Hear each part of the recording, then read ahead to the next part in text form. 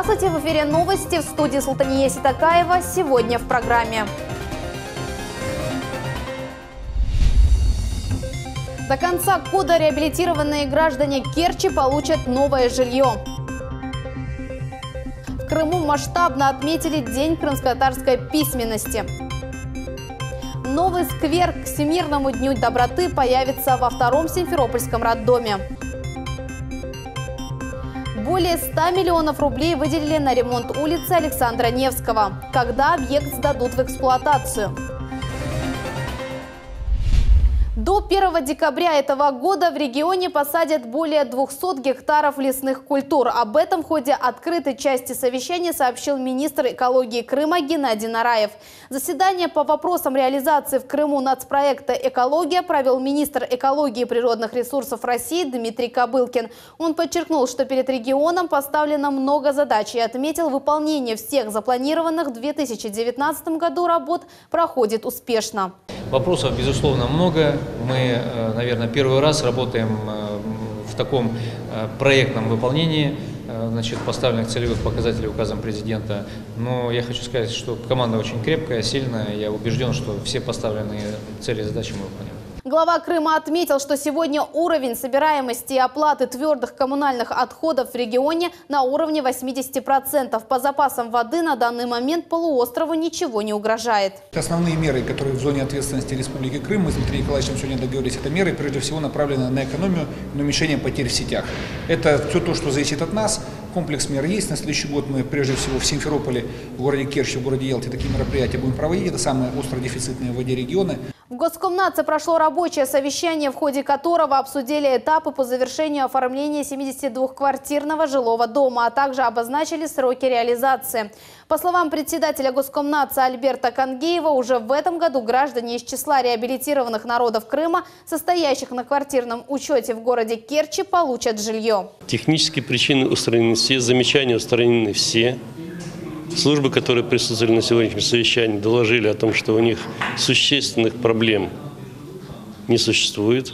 К сетям дом подключен, проходит пусконаладочные работы. Я думаю, что все у нас получится. Напомним, строительство началось в 2017 году в рамках реализации федеральной целевой программы. В Симферополе по национальному проекту «Безопасные и качественные автомобильные дороги» отремонтировали 16 улиц города. Сейчас работы проходят на бульваре Франко, улицах Куйбышева и Гагарина. Дорожники благоустраивают территорию, прилегающую к дороге. Подрядчик обещает полностью сдать объект до конца этой недели. В целом, я довольна качеством исполнения работ. Не совсем довольна сроками исполнения, потому что подрядчик должен был сделать улицу. 10 числа был у него срок окончания работ. А так подрядчик теперь будет заниматься такими завершением работ, как косметическое наведение порядка. Специалисты провели контроль выполнения ремонтных работ и взяли пробы асфальтового покрытия на улицах города на предмет соблюдения толщины слоя и состава смеси. Можно предварительно сказать о том, что работы выполнены в достаточном качестве. Были отобраны керны для дальнейшего испытания и заключения нашей лаборатории. Вопросов по качеству к подрядчику нет. А вот улица Александра Невского в Симферополе готова на 90%. На реконструкцию из федерального бюджета выделено более 100 миллионов рублей. Подрядчик приступил к третьему этапу строительных работ. Как проходит ремонт центральной улицы столицы, репортаж Дианы Бекмамбетовой.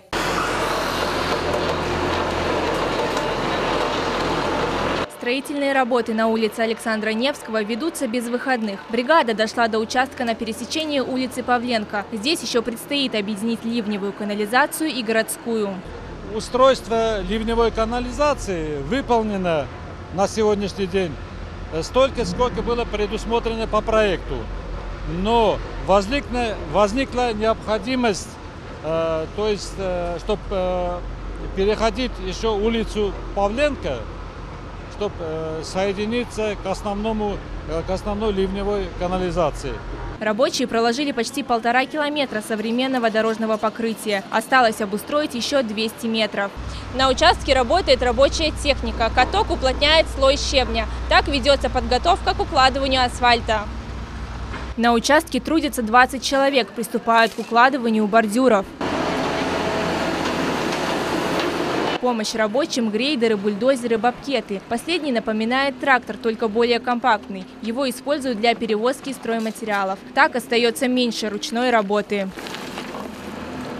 Капитальный ремонт на улице Александра Невского начали 17 августа. Участок от улицы Советской до Суворовского спуска реконструировали за 1,5 месяца. Всего на ремонт выделено более 100 миллионов рублей. Подходим к завершающему этапу. В конце у нас устанавливаются троллейбусные столбы, которые одновременно являются столбами для наружных освещений. На них крепится наружное освещение. Завершить работы на улице Александра Невского планируют до 30 декабря. Диана Бекмамбетова, Ильдар Заитов, телеканал «Милет». Первый капитальный ремонт. Асфальтобетонный завод «Алушты» почти полностью модернизирован. Специалисты уже заменили все основные оборудования. Это увеличит объем и качество выпускаемой продукции. Предприятие запустят в конце ноября. Крымавтодор улучшит работу еще 2 крымских асфальтобетонных заводов в Симферополе и Ленинском районе. Их с момента открытия ни разу не ремонтировали. Данный завод позволит выпускать до 60 тонн в час. То есть в смену это более 600. Это достаточно средняя загрузка. Это позволит предприятию участвовать в национальном проекте безопасной качественной дороги. Это позволит увеличить нашу программу по содержанию, повысить ремонт региональных межмуниципальных дорог большими картами, то есть километрами, скажем так. И мы будем спокойны и уверены в качестве произведенных работ. Прямой поезд между Севастополем и Москвой начнет курсировать весной. Об этом на своей странице в Инстаграм заявил исполняющий обязанности губернатора Севастополя Михаил Развожаев. А поезда Санкт-Петербург-Севастополь будет с полноценной остановкой в Москве, а не технической. Знаю, что многие горожане переживали из-за того, что сначала запустили направление из Севастополя только в Санкт-Петербург. Хотя это исторически знаменитый поезд. Легендарная «семерка», поезд номер 7. Ходил из города на Неве в Севастополь и обратно. 55 лет подряд, круглый год. Продажа билетов на поезда в Крым стартовала 8 ноября. Первым по Крымскому мосту пройдет состав Санкт-Петербург-Севастополь. В Крымско-татарском театре прошел праздничный концерт к Дню крымско-татарской письменности и культуры. Для зрителей выступили известные исполнители и танцевальные коллективы республики. Организаторы подготовили выставку. В экспозиции представили картины, книги и декоративно-прикладное искусство. Тему продолжат наши корреспонденты. В фойе Крымско-татарского театра возле каждого выставочного стола очередь. Каждый из них олицетворяет культуру и традиции крымских татар. Севиля Копылова с интересом разглядывает национальную литературу. Рассказывает, здесь все очень красивое и колоритное. Ходить на подобного рода мероприятия, углубляться во все это и, конечно, сохранять крымско-татарскую речь. На столе у модельера Айши Усмановой национальные сумки, крымско-татарские женские головные уборы. А в этот раз впервые с собой привезла новое изделие – фес-шкатулку. Айша Усманова уже много лет шьет национальные костюмы. В каждое из них вкладывает всю свою душу. Например, на создание этого свадебного платья у нее ушло 6 месяцев. Она сшила его еще в 2000 году вместе со своими ученицами. Обязательно должен был епышлек-кушак, это пояс. Он был золотом, с серебром выполненный, украшен драгоценными камнями. Это какие-то манисты с золотыми монетами, серьги, зулюфлюк. Это феска, на которой обязательно сверху должен был быть фестопелек, который нес в себе роль оберега. И, естественно, браслеты, кольца, как подобает женщине. Об украшениях. Украшения говорили о том, насколько эта семья зажиточная. Привлекают внимание гостей оригинальные книжные закладки и ювелирные изделия. Яркая посуда, керамика ручной работы с изображением растительного орнамента. А это картина художника Сервера Аблязизова. Они олицетворяют неповторимую атмосферу крымско-татарского творчества. В них мастер показывает народный быт. В программе празднования Дня крымско-татарской письменности и культуры концерт с участием лучших творческих коллективов республики и талантливых исполнителей.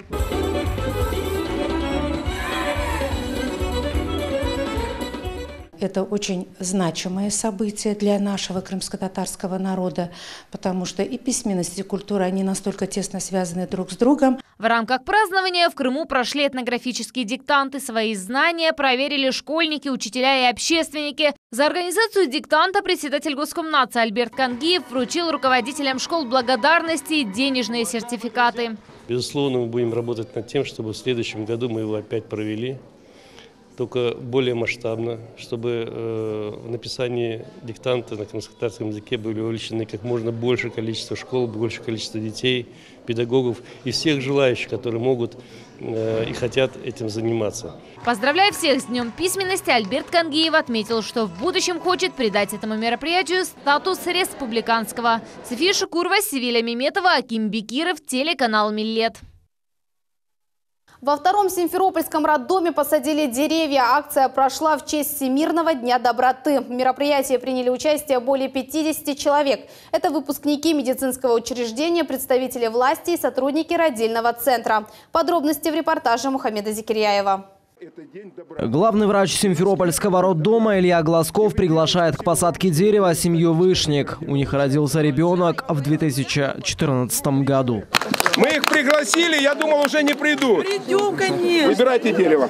Супруг Марии вместе с детьми приступает к работе. Мамы держат дерево, дети закапывают, берут лопатки. Жалко. Идите сюда. Для семьи Вышник это первая совместная закладка дерева во дворе роддома. Мария в этом медицинском учреждении родила двоих детей, мальчика и девочку. Дерево назовет именем Глория. Пусть побольше будет таких радостных событий у нас в городе. Я так рада, что наш город развивается, что у нас есть такие добрые, классные события, которые мы можем разделить вместе с нашим городом и с нашим любимым роддомом. Как назовете дерево? Ну, мы думали Глория, если честно, правда. Вот мы долго думали Глория. Ну, а так не знаю. Почему именно такое? Почему? Вы знаете, ну, потому что все то, что у нас есть в нашей жизни, это есть не от нас самих. Да? И то, что мы родились 18-го, это не значит, что мы такие классные. Потому что в это время нам Господь подарил такого прекрасного ребенка. Вот, поэтому мы решили сделать такое название дереву. А так не знаю. 2 ребенка? Да, и второй, кстати, тоже родился. Но не 18 марта, а в октябре. Сколько сейчас детям? Ане 5,5, вот 18 марта, а Семену 3 года в октябре было. В акции принимают участие и проректор университета КФУ Сергей Додонов. Посаженное дерево назвал Добрыней. Каждое посаженное дерево – это, опять же, шанс нам всем, то есть жить в здоровом, экологичном Крыму. Поэтому задача, наверное, каждого посадить как минимум, я говорю, около 30 деревьев в год. И тогда у нас Крым будет зеленым, цветущим и жизнерадостным, можно сказать так. Первый ребенок во втором родильном доме появился на свет 1 марта 1947 года. За 72 года медики столицы помогли родиться на свет около 380 тысячам крымчан. Я думаю, самый главный участник в этом – это детвора, которая родилась у нас 5 лет тому назад, 18 марта. И эта акция началась. Началась она сегодня. Я поэтому еще раз благодарен всем, кто пришел. Для родильного дома это знаковое событие. Мы лучшие в Крыму, поэтому это лишнее подтверждение.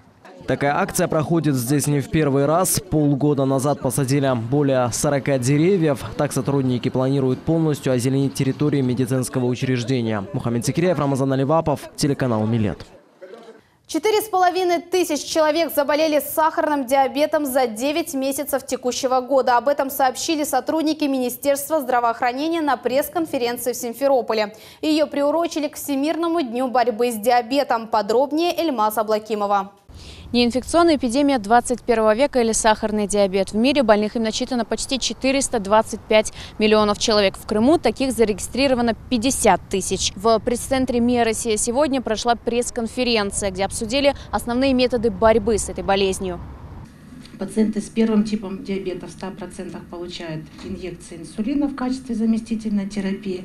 Пациенты с сахарным диабетом второго типа получают в большей степени таблетированные перорально сахароснижающие препараты, реже комбинация инсулинотерапия и таблетированные препараты, ну и монотерапия инсулином для достижения компенсации заболевания.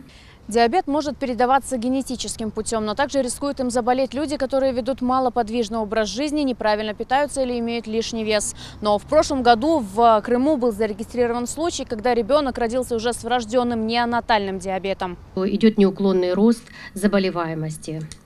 Вот 5 лет назад эта цифра была 20-25 детей, а на сегодняшний день у нас заболело 104 человека. В этом году год еще не закончился. По возрастному цензу тоже есть изменения. Идет смещение заболеваемости в дошкольный возраст. Инсулин – компонент, без которого не может прожить диабетик. Он существует двух видов. Это инженерно-человеческий, а также аналоговый. Он, кстати, производится в России. На сегодняшний день облегчить жизнь диабетикам могут помпы, которые сами впрыскивают инсулин в организм больного. Например, уже на протяжении 3 лет такие помпы устанавливают детям в клинической больнице в Симферополе. На сегодняшний день зарегистрировано уже почти 110 человек, которые пользуются такими помпами. Эльмас Аблакимова, Рафаэль Вахидов, телеканал Милет. Власти Крыма могут продлить дифференцированный тариф на воду. Об этом сообщил глава республики. В следующем году правительство проведет комплекс мер по экономии воды. Такое новшество планируют ввести в Симферополе, Керчи и Ялте. Реально есть экономия режима воды. Мы даже сегодня предлагали в качестве эксперимента, коэффициент 0,5 сделать. В случае, если потребляют меньше 3 кубов на человека в семье. Мы вот буквально, я думаю, что эти мероприятия положим на бумагу и с 1 декабря уже приступим к исполнению.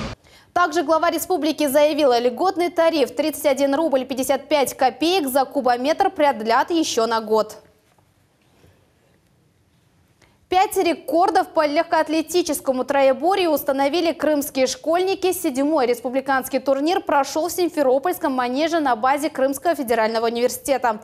Соревнования собрали более 250 спортсменов в возрасте от 7 до 35 лет. Участники в 6 возрастных категориях разыграли 13 комплектов наград. Среди категорий бег на короткие дистанции, прыжки в длину и метание ядра. Победители наградили медалями и грамотами, а самые юные многоборцы уехали домой с памятными подарками и сладкими призами. В Никитском ботаническом саду определили принцессу бала. Ею стала хризантема сорта «Золотой паучок». Голосовали на протяжении 2 недель. Эта традиция появилась в 2013-м. Сорт «Золотой паучок» был выведен еще в 1961 году. И вывел его первый селекционер хризантем в Никитском ботаническом саду Иван Александрович Забелин.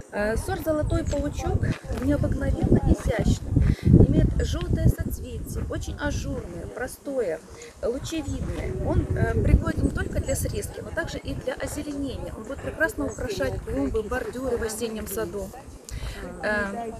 Он очень понравился всем посетителям, и я считаю, что он по праву занимает в этом году титул принцессы бала.